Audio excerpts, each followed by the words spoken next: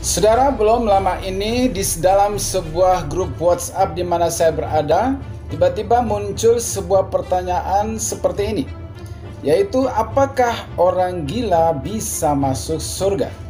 Ya, tentunya pertanyaan ini sangat mengusik, ya, karena itu saya ingin jawab pada kesempatan ini.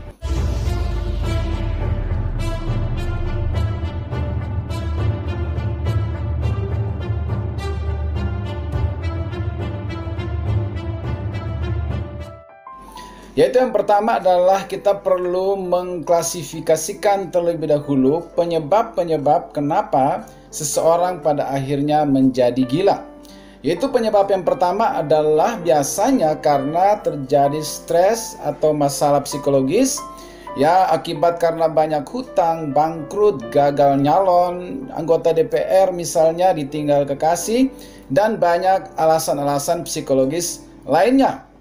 Ya, nah penyebab yang pertama ini tentunya bisa dikonseling, dilayani secara khusus oleh panti-panti tertentu yang melayani orang-orang yang dengan penyakit kejiwaan seperti itu, lembaga-lembaga pelayanan sosial dan lain sebagainya.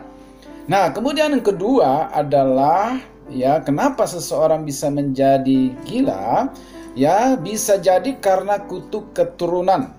Ya, akibat karena penyembahan berhala yang dilakukan oleh orang tua atau nenek moyang sebelumnya.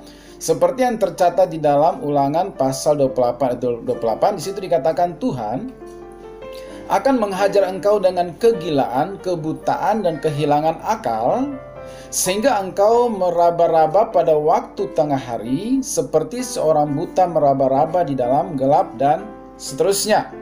Ya, nah ciri-ciri apabila seseorang itu menjadi gila akibat karena keturunan, maka biasanya itu berulang. Jadi bukan hanya satu kali kasus, tetapi terjadi beberapa kali, ya.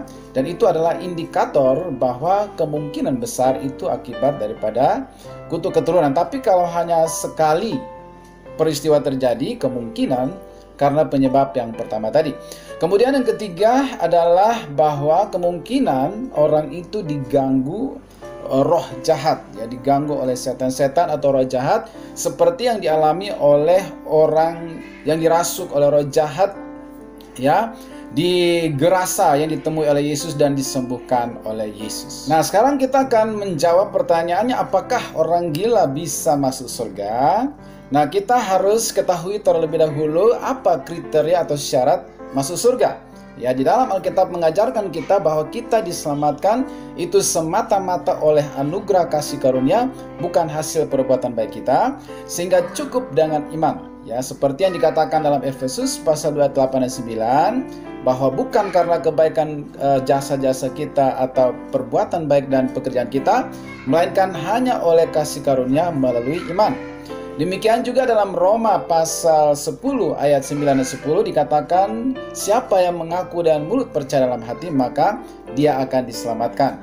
Jadi syarat untuk diselamatkan adalah mengaku dengan mulut dan percaya dalam hati, maka saat itu juga kita menerima anugerah keselamatan. Nah, apabila orang gila ini sebelum dia menjadi gila, dia sudah mengaku dan mulut percaya dalam hati, ya, dan menyerahkan hidupnya kepada Yesus, otomatis walaupun kemudian dia menjadi gila, apabila dia bahkan meninggal dalam keadaannya gila, dia tetap diselamatkan karena sebelumnya waktu dia sadar atau waras, dia sudah pernah mengaku dan mulut percaya dalam hati bahwa Yesus adalah Tuhan. Karena itulah syaratnya untuk diselamatkan, karena bukan hasil perbuatan baik ataupun jasa-jasa kita. Yang kedua adalah orang yang sebelum menjadi gila dia belum pernah menerima Yesus, belum pernah bertobat dan lahir baru dan menyerahkan hidupnya kepada Yesus. Kemudian dia menjadi gila, ya. Kemudian karena hasil konseling dilayani dengan sangat baik oleh sebuah pelayanan, kemudian dia menjadi waras kembali dan percaya Yesus. Maka ketika dia meninggal, dia pasti diselamatkan.